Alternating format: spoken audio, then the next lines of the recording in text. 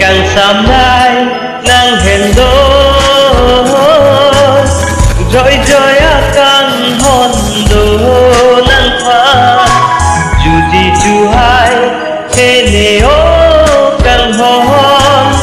mang muốn anim so si man bo bo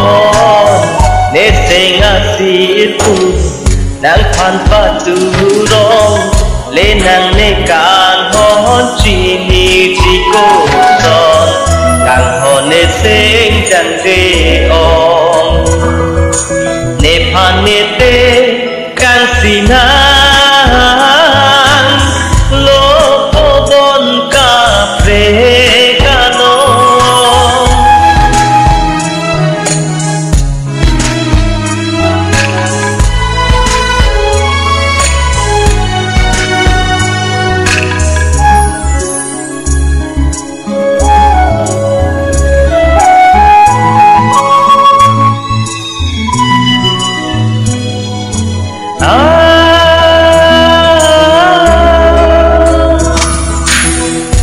sinh về kế mà nề non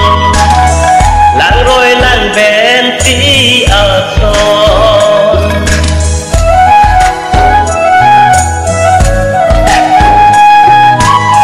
nè sinh về kế mà nề non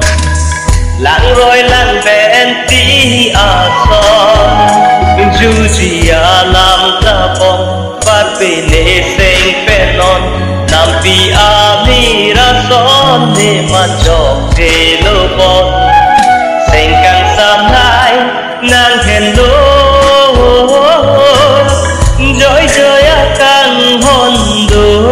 nang phan ju ji ju hai he ne o kang hon mang mun anim so si man ko bon ne sing asi pusi nang phan pa tu rong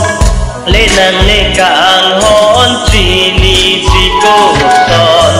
càng hon ne sing chan ve on ne phan ne te càng si nang lo ko bon cà phê cà no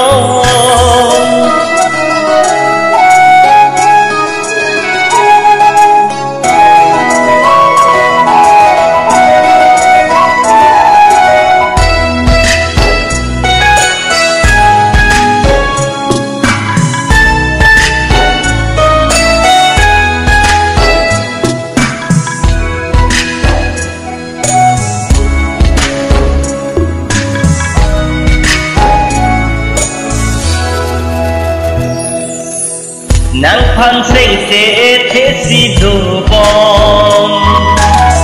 lòng gì ani si càng ho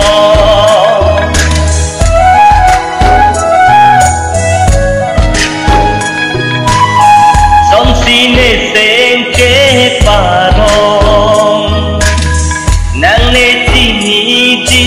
ko son ne sing alo aglong si patu akan hon la ne chi ni di ko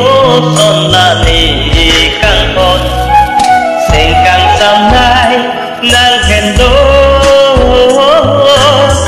joy joy akan hon do nang phan ju ti ju hai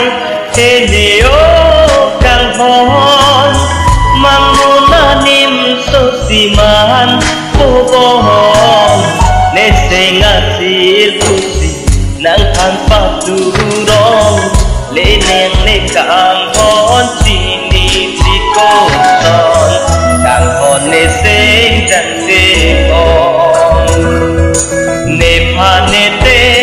kansinan lokobon kafe kanong Kardom, thank you. Choro lo nililun kar jitun na pot.